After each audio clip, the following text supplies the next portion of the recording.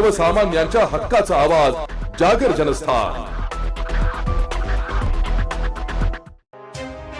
नाशिक पुणे हायवेवर शिंदेगाव येथे भरधाव कारच्या धडकेत एका तरुणाचा मृत्यू झाल्याची घटना दिनांक 31 मार्च रोजी रात्री 8:30 वाजेच्या दरम्यान घडली आहे।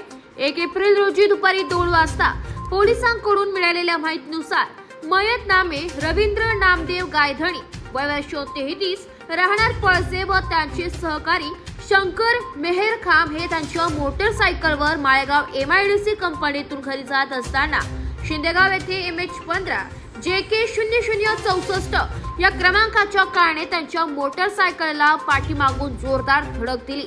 या अपघातात रवींद्र नामदेव गायधणी यांच्या डोक्याला, हातापायांना गंभीर दुखापत झाल्याने औषध उपचारादरम्यान त्यांचा मृत्यू झालाय, तर शंकर मेहर खाम हे गंभीर जखमी असून त्यांच्यावर औषध उपचार सुरू आहे। कार चालक आशिष रामचंद्र कलंत्री, वय वर्ष 38, राहणार दत्त मंदिर सुराणा हॉस्पिटल जवळ नाशिक रोड याला पोलिसांनी ताब्यात घेतलाय।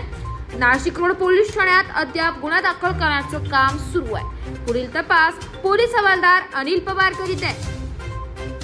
जागर जनस्थानसाठी प्रतिनिधी संदीप नवसे, नाशिक।